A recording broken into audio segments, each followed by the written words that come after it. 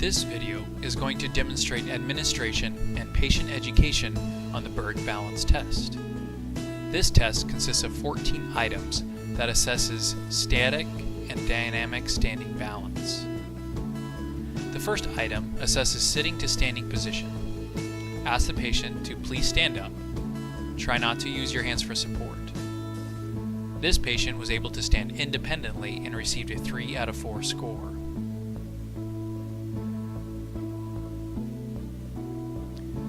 The second item is standing unsupported for 2 minutes. Be sure to time the patient to ensure accurate scoring. If the patient is able to stand unsupported for 2 minutes, then the next item, which is sitting unsupported, can be scored as 4 points. This patient scored a 3 out of 4 on the standing item with need for supervision due to safety concerns from increased sway.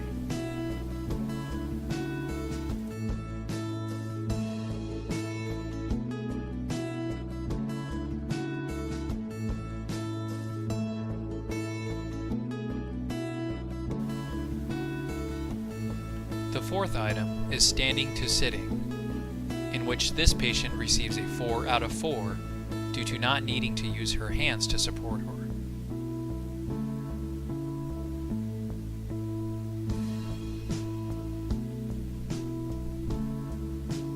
The fifth item involves transfers from a chair that has armrests to one that does not, and then transferring back.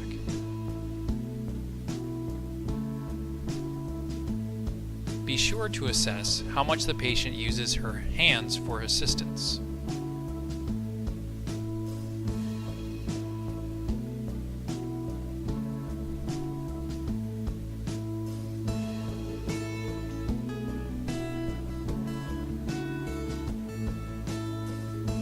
This patient receives a 2 out of 4 for verbal cueing and supervision needed during the test.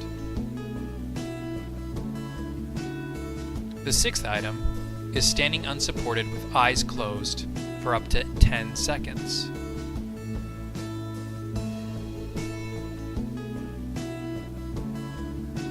This patient receives a 3 out of 4 due to supervision needed due to increased sway.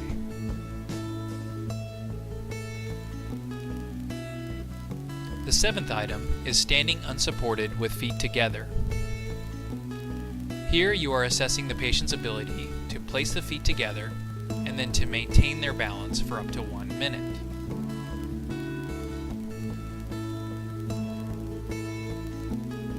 This patient scored a 1 out of 4 due to needing help to attain the position, but able to stand for 15 seconds with feet together.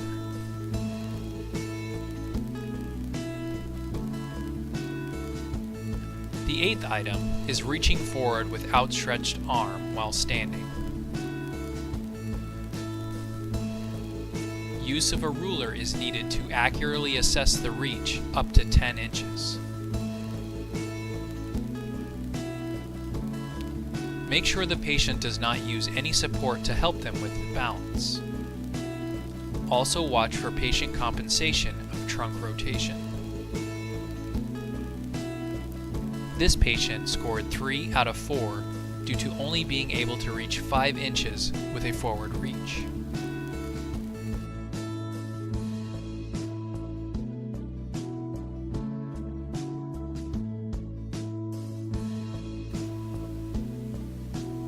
The ninth item is picking up an object from the floor from a standing position. Use of a shoe or slipper is advised to ensure accurate testing. The examiner should ensure the patient is not using the back of their legs against the chair for support. This patient scored a 3 out of 4 due to needing supervision for safety. The 10th item is turning to look behind over left and right shoulders. Examiner assesses the amount of trunk rotation and weight shift from side to side.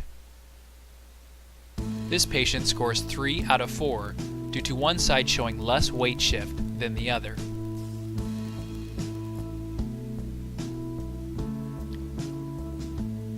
The 11th item is turning 360 degrees both directions.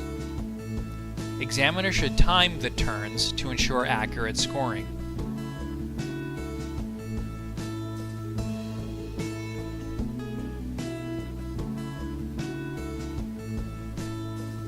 This patient scored 0 out of 4 due to needing assistance while turning to prevent fall.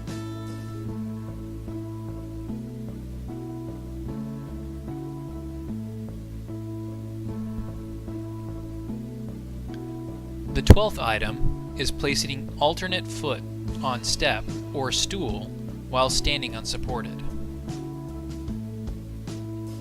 Instruct the patient to place each foot alternately on the step or stool and continue until each foot has touched the step 4 times. Time the patient to ensure accurate scoring.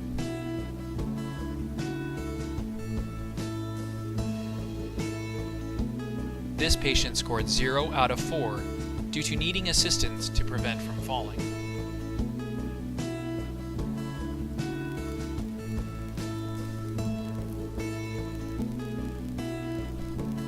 The 13th item is standing unsupported with one foot in front of the other.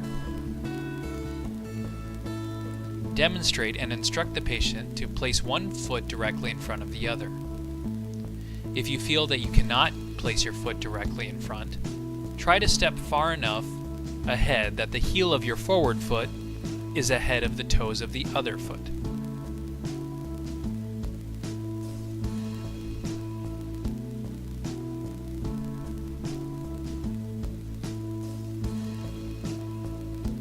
This patient scored a 0 out of 4 due to assistance needed to prevent from falling.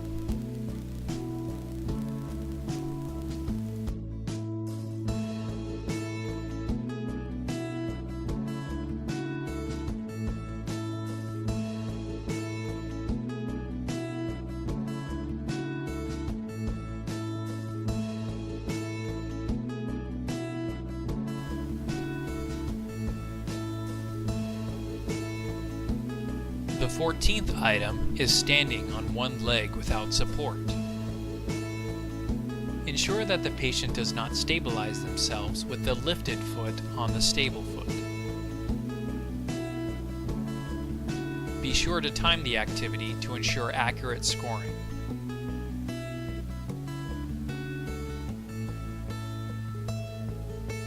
This patient scored a 0 out of 4 due to assistance needed to prevent from falling.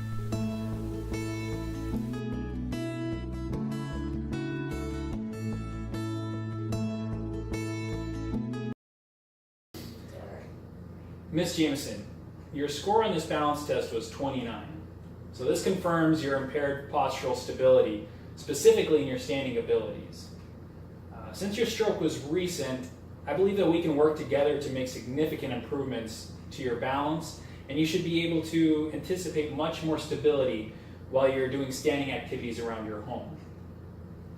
We'll plan to reassess this test on a weekly basis, and I anticipate that you'll see progress each time we do. We can work on many of the movements that we did during the test, but we should prioritize tasks that involve bringing your feet close together, as well as when you're reaching or turning. We'll challenge your balance by practicing these things while standing on different surfaces, as well as strengthening your legs. Lots of repetitions will help improve your balance during our practice. How about we set a goal for a score of 36 by the next time that we do this assessment? Do you think this goal is reasonable to help you gain more stability when you're getting up from a chair or when you're doing standing activities? I think so. Good. So let's shoot for a reassessment with this measure around a week from now. I would like to perform a few more tests to take a closer look at your ability to stand up from a chair, as well as balance while you're walking, and your gait speed. This will kind of give me a better, well-rounded view of your mobility at home. Okay? Okay. All right.